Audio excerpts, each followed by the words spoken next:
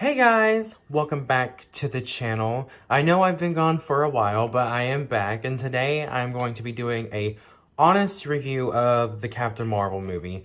Obviously, spoilers are ahead. Spoilers are ahead.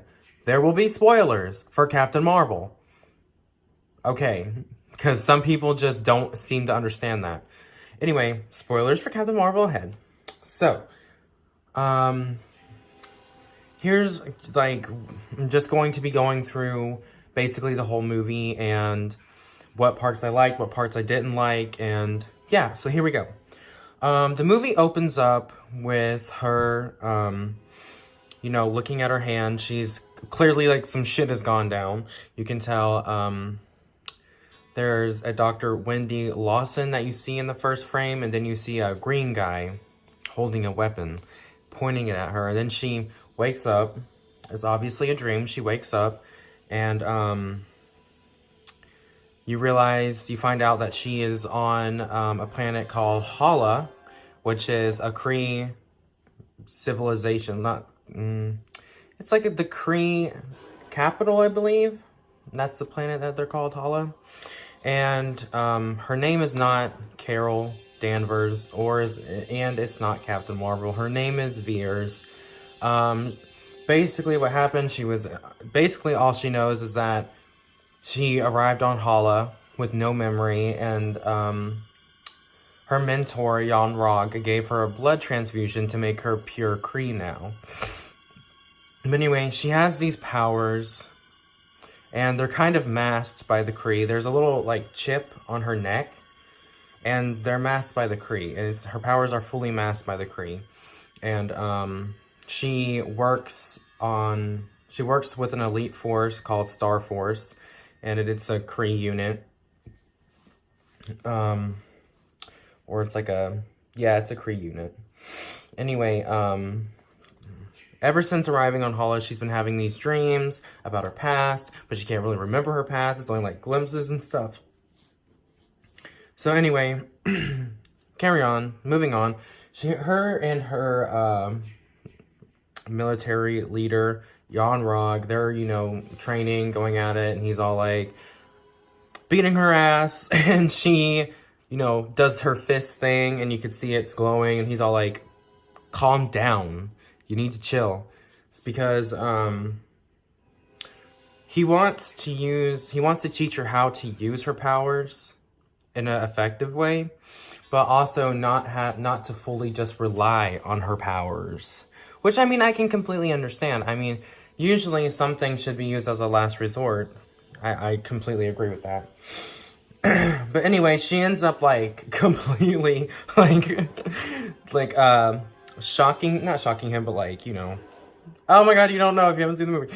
But, she just, like, shoots him with her proton blast, and he's all like, dang it, now you gotta go talk to the Kree, Supreme Intelligence.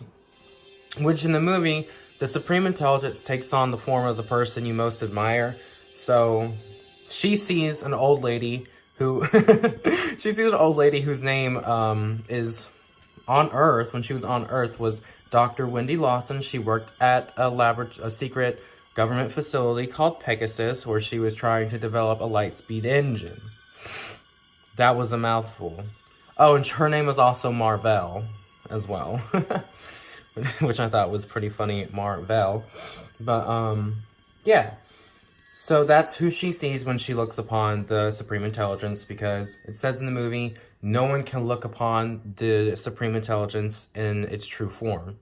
So it takes on the person you most admire, and she mostly admires, the person she admires most is Mar-Vell. So I thought that was pretty cool. And basically Mar-Vell was all like, look, you're struggling with your emotions. Basically, that's all. No, she was all like, Veers was saying, I'm ready to serve the Kree, and she was all like, you struggle with your emotions, and basically Yon-Rogg just got done telling her that nothing is more burdened on somebody than emotion, especially in, like when they're fighting and stuff. So, the Supreme Intelligence tells her, like, she is a victim of the Skrull expansion. You know, Skrulls want to completely come in and annihilate all the Kree. So she's given the mission to go to Torfa with Starforce to help get a spy named Solar who got captured. So anyway, she gets the mission. They're all dilly-dallying. They get to Torfa and whatnot. She finds out that Solar was simmed by a Skrull, because Skrulls are shapeshifters. They can shapeshift down to anything. They can shapeshift into anything down to the DNA. I can't speak. But, yeah. So Solar was actually being simmed by a Skrull. So they capture Veers, aka Captain Marvel, and they go inside her head. Oh yeah, another thing I just left out. Skrulls can sim recent memories of their hosts. So if they like sim a person, they'll know like their most recent memories, but they won't know their past memories and whatnot, like things that are like a long time ago. So anyway, they connect her to a vice. She's hanging upside down, and they're going through her memories. You see her coming out of like a Air Force base, about to go fly some planes, and she's doing all that shit, and she sees her friend Maria Rambeau, and who's all like, hey, where's your head at? And she's all like, my head's in the clouds. Where's yours? And she's like, on my shoulders. So, the line higher, further, faster was only used in, like a certain, only used in one part of the movie, and that was basically towards the beginning. So basically they see all her memories and realize that the Skrulls see her memories and realize that she is not originally Kree. She is from Earth, and she worked with Dr. Wendy Lawson, aka Mar-Vell, which the Skrulls are looking for her. Skrulls are looking for Dr. Lawson so they can find her Lightspeed engine, because, surprise, the Skrulls are not actually the villains in this film. The Skrulls were refugees that didn't want to submit to the Kree rule. Therefore, the Kree basically was like, well, fuck you, so we're gonna kill all you bitches. So that's what's going on. But, you know, obviously, Carol Danvers, aka Captain Marvel, has been, you know, lied to, and she's been told that the Skrulls are, like, super fucking bad people. And, yeah, so that's her thing. She wants to, once, they, you know, they get in her mind, they see she's not, you know, she's human, like she's from Earth, or, what is it? C-53, I think they call it in the movie, or aka Terran. But yeah, so they find out that Wendy Lawson, aka Mar-Vell, is in her memories, and they don't know why. They don't know why. But anyway, she wakes up, and you know, she escapes from the ship. She falls onto Earth into a blockbuster, which, I mean, callback, because I may be 19, but I still remember Blockbuster. Thank you very much. And that's whenever she runs into a security guard who shows her a Radio Shack to get her communications with the Kree up again. And then she meets Coulson and Agent Fury, and they're all like, chick, you're under arrest. And she's like, no, I gotta save the world. What? So yeah, then there's like this huge subway scene where she's all like, proton blast, proton blast. The Skrulls all like, nah. And that's all good. And then Nick Fury, obviously works for S.H.I.E.L.D. since this takes place in the 90s. And, God, where am I going with this? Okay, I'm trying. Okay, I'm really trying. And then,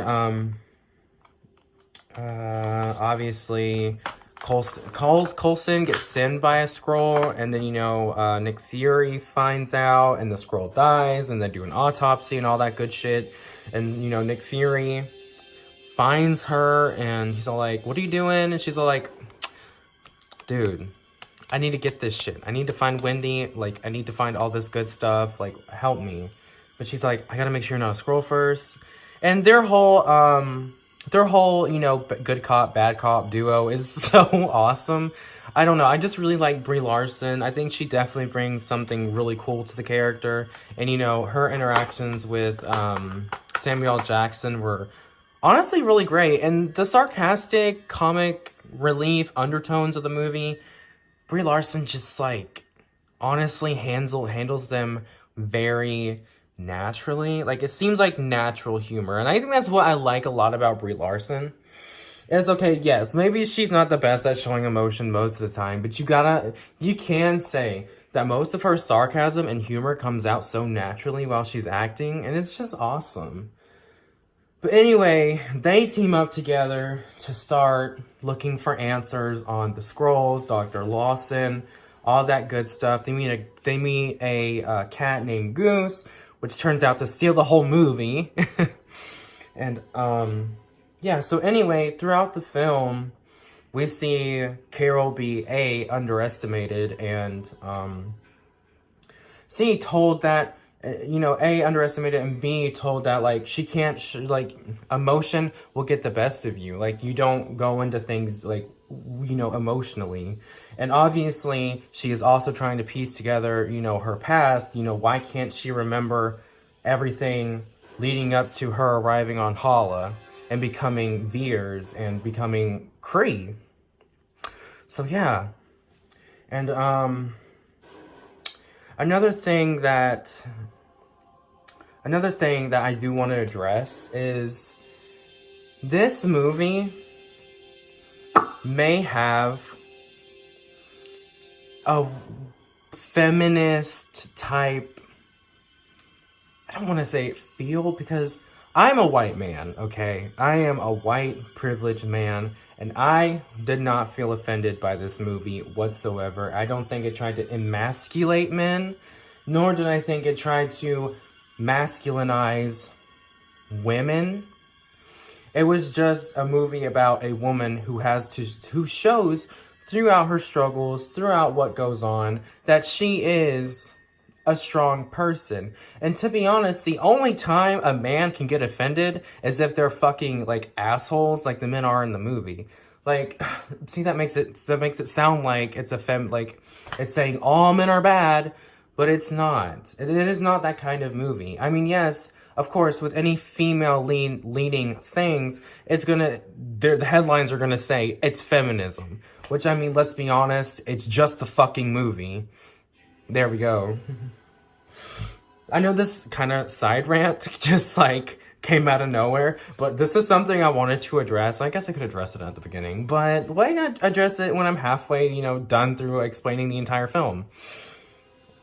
But, another good thing was it did show a lot of how, like, the military and people viewed women at that time. Like, it didn't say all men are disgusting, get them out, men don't deserve to be here, men are useless, don't give them powers, this, that, and the other. That is not what the movie did.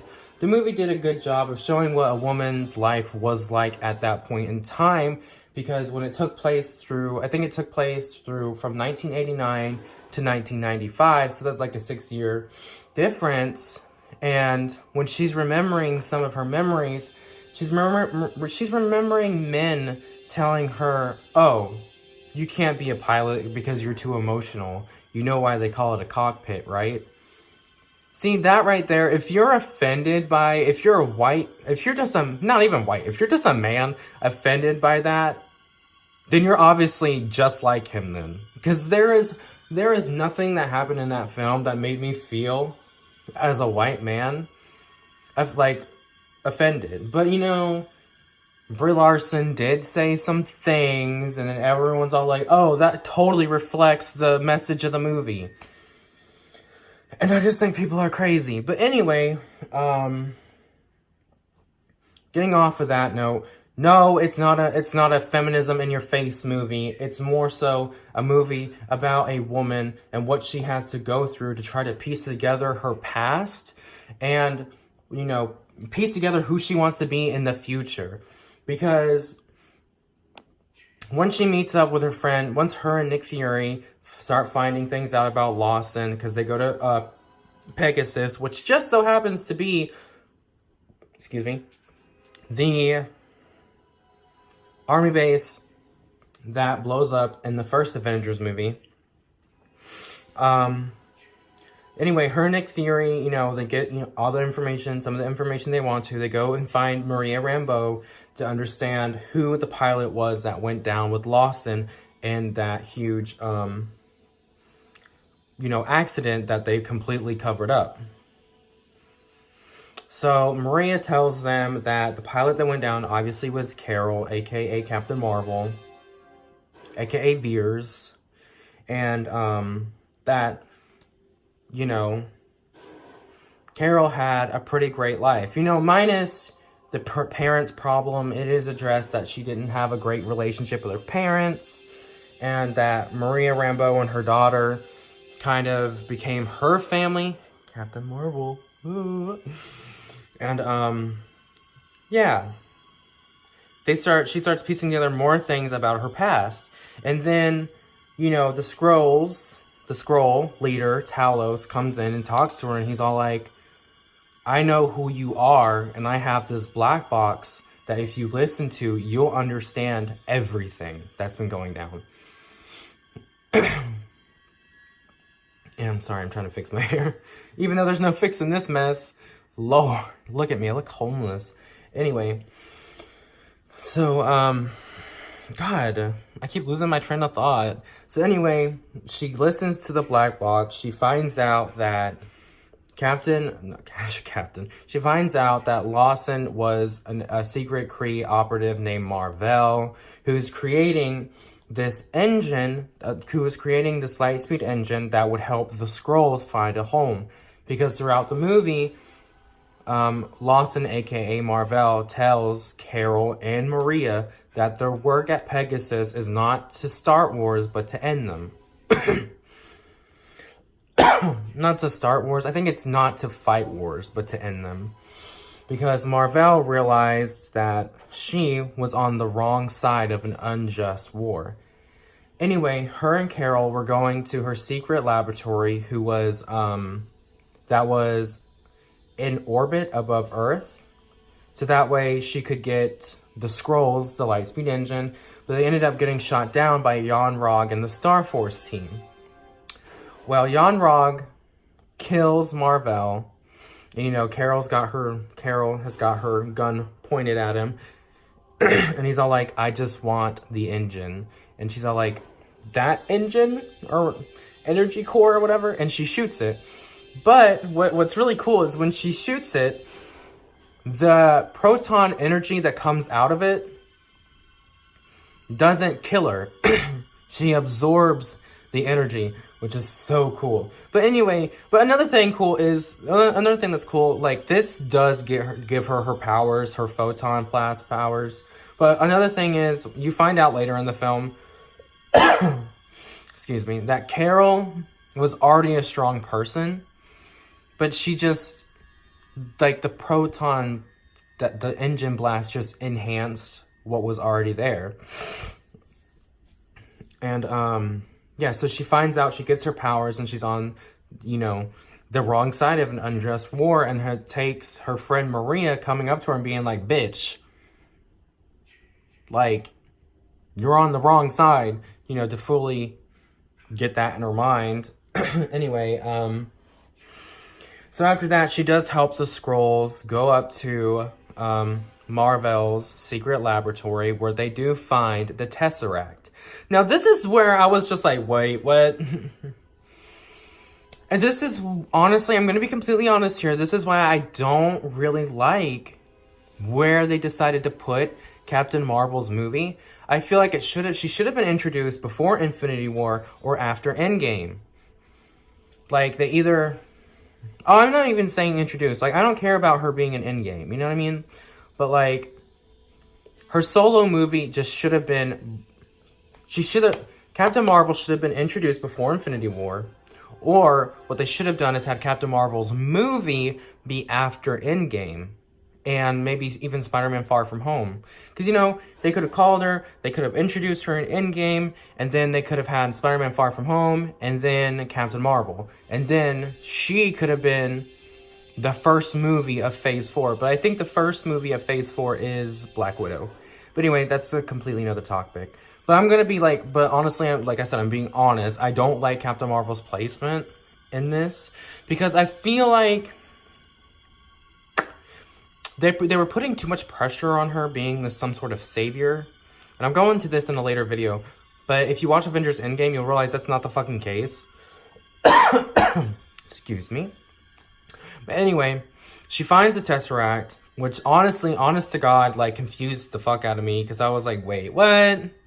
I was like, now they're just really, like, pulling shit. Because, like, the history of the Tesseract that I know was, obviously, Red Skull had it in Captain America, the First Avenger. And then it went into the ocean. You know, Cap went into the ice. And then Tony Stark's dad found it and then gave it to S.H.I.E.L.D. But apparently, no, that didn't happen. Apparently, what happened was, it went into the ocean. Marvel found it. Oh, wait, no. It went to the ocean. Tony Stark's dad found it.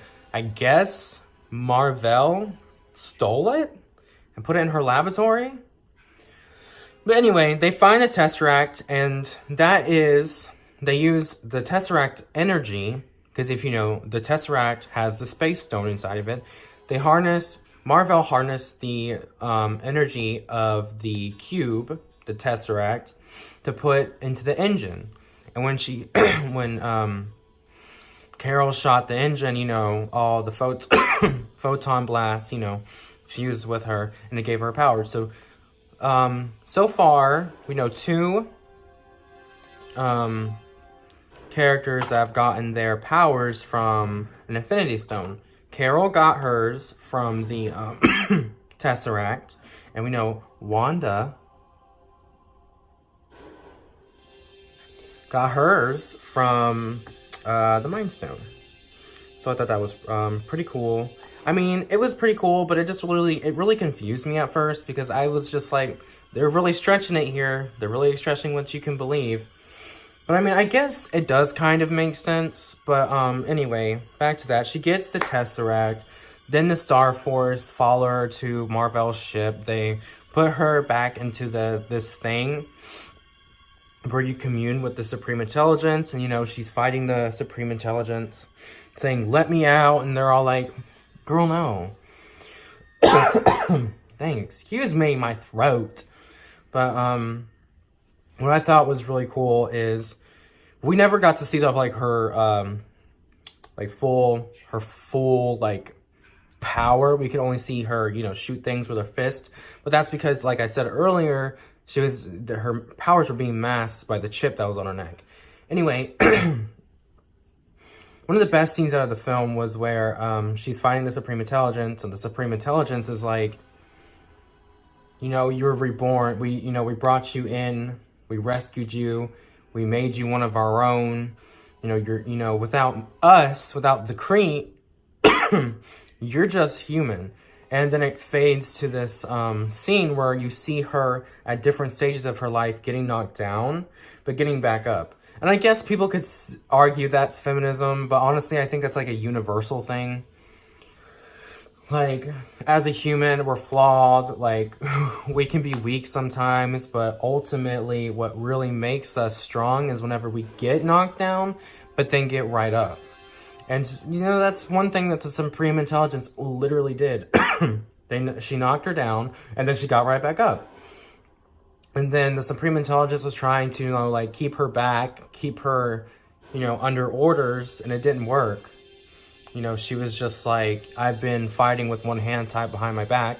Then she rips the thing off of her neck, and she's like, well, what happens when I'm free?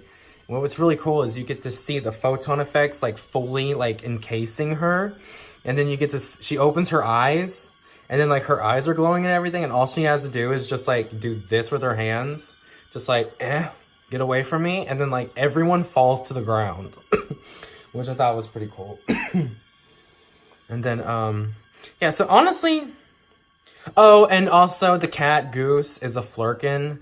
I'm not too familiar with it, but The Flerken eats the Tesseract, and later on in a post-credit scene, he spits it back out on Nick Fury's desk. Then that's when S.H.I.E.L.D. gets a hold of it again, and then that's what leads into the first Avengers movie. Yeah.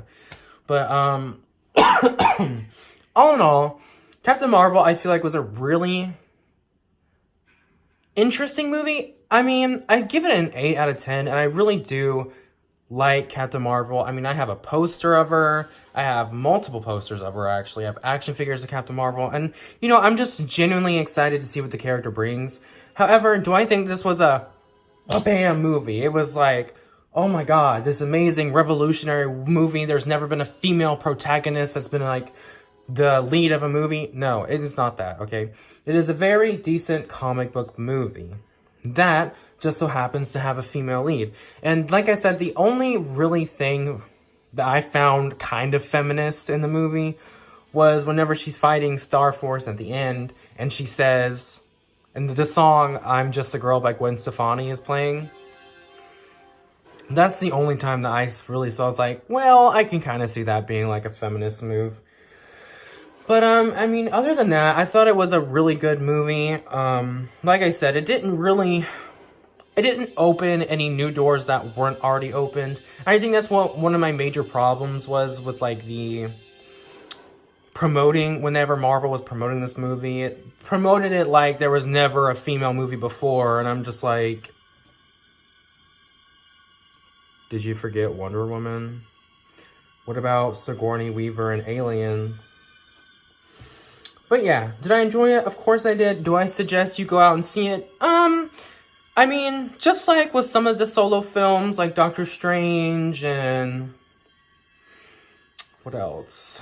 Some of the Thor movies, Spider-Man. You don't really have to go see it to understand, like, what's been going on. And what I liked about Captain Marvel is you didn't really have to know anything about the previous Marvel movies to understand what was going on.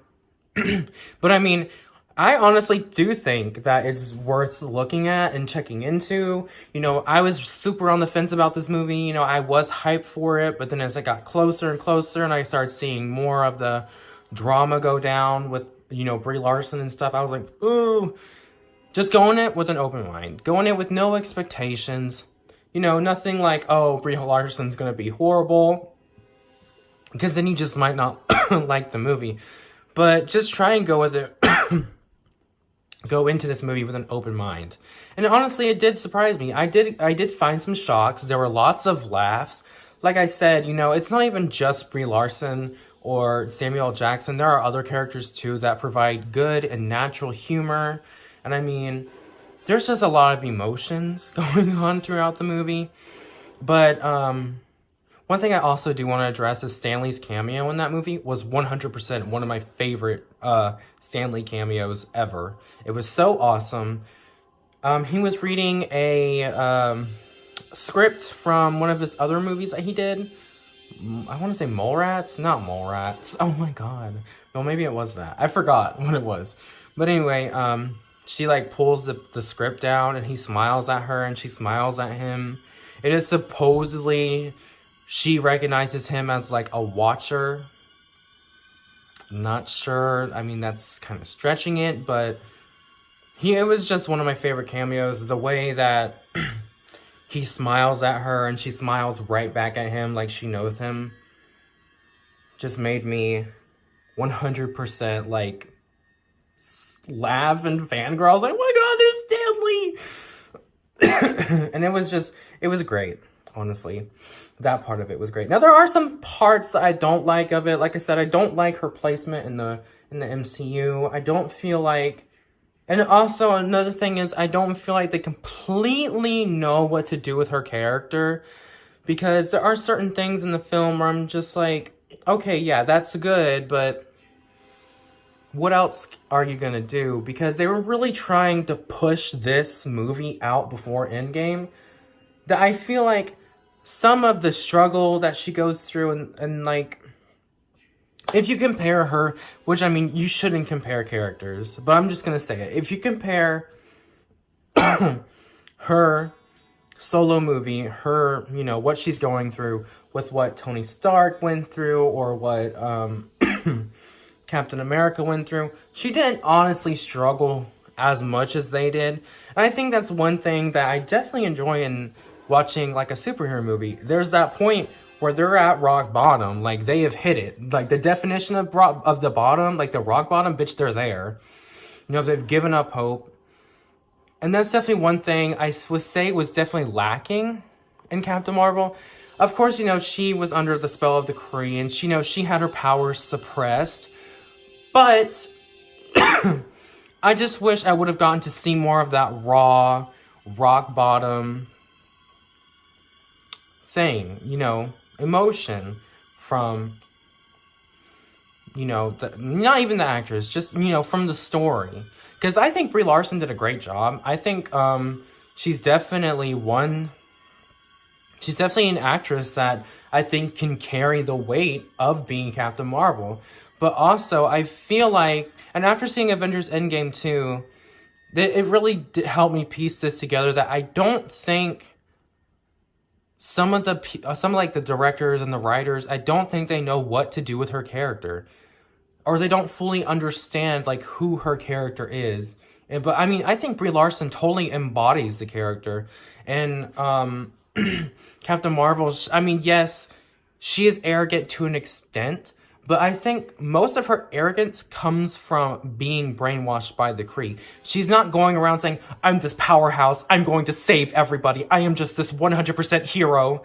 No, it's like, everything fits within the context of how it's being explained. Like, when she's explaining what the Kree is and stuff, so to Fury, he's all like, okay, so let me get this straight. You are a Kree, a race of heroes. And she's like, a race of noble warriors. That's what he says. And she goes, heroes, noble warrior heroes. That's not her being arrogant herself. It's her having pride in being Kree. So when people were going apeshit about that, that's just being extra. I mean, honestly, it's a fucking movie. Don't be so goddamn... Bitch, it ain't real life, okay? It's for entertainment.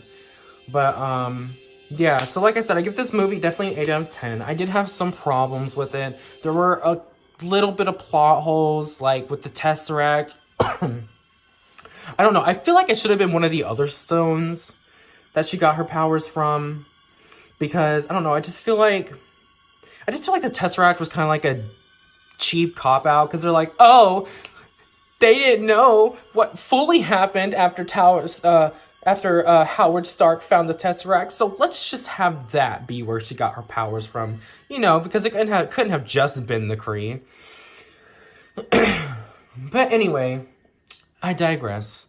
But yes, 8 out of 10. Pretty good movie. Do I suggest watching it? Yeah. I mean, it's a pretty good, you know, standard Marvel movie. Does it do anything? Does it break barriers? Does it do anything different? Does it fully encapture the best parts of the MCU? Absolutely not. But then again, what movie besides a couple of them have done that? But one thing I don't think it deserves, I don't think it deserves a 78. I would give it more like an 82.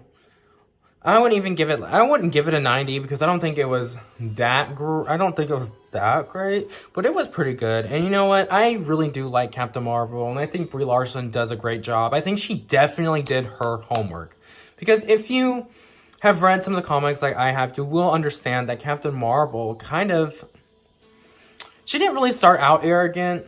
Well, Captain Marvel also used to be a man, and he used to actually be in DC, but we won't talk about all that. That's for another video. But Captain Marvel lately in the comics has been, you know, kind of an arrogant hard ass, so it's good to see that Brie Larson has done her homework. She knows the character. She knows who her version of Captain Marvel is, and she fully embodies that.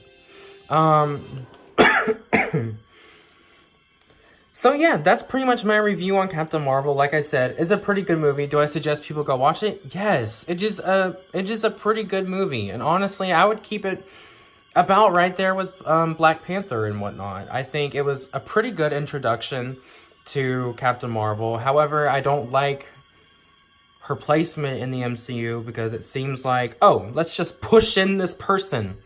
Just push her in. Hope everyone likes it. But I do like Captain Marvel, and honestly, I will do a review of Endgame separately so that I can elaborate on some of the stuff that I brought up in this video about Captain Marvel and like directors and writers not knowing exactly who her character is and how powerful she is. And you know, that's another thing. Captain Marvel is, I would like to call, pretty powerful. I mean, even the comic book, she is one of the most powerful you know, characters in the MCU. But one thing that irks me is when you try to compare characters. Like, if you compare, and the biggest comparison I have seen is from, like, Captain Marvel being compared to two different characters. Like, the biggest ones are Wanda Maximoff and Thor. And let's be real, Thor's a fucking god. Thor will fucking rip the daylights out of Captain Marvel. And let's be honest, Wanda is just as equally powerful as Captain Marvel. But I would like to say that Wanda, they've only scratched the surface of how powerful Wanda is in the MCU. Yeah, she can move shit with her mind, but she has so much more than just that. But where I feel like Captain Marvel is more like battle powerful, I would say. Wanda also is powerful. However, I don't feel like you need to sit there and be all like, Captain Marvel shit, she's fucking horrible, I fucking hate her, she is nothing. That is just unnecessary and frankly just unneeded. I mean, at this point, just spread love and not hate. I don't hate any character in the MCU at all, even the villains. Now, my favorite villain, personally, is Ultron. I also do like Hela. She's also pretty cool. And, I mean, Thanos was pretty cool, but, I mean, well, separate video for him. But, yes. I feel like that is going to be what I'm going to leave you guys with. Captain Marvel's a great movie. Go see it. Still in theaters for some reason. But yeah, go see it. It's a great movie. And stop comparing characters and just spread love. Okay, goodbye.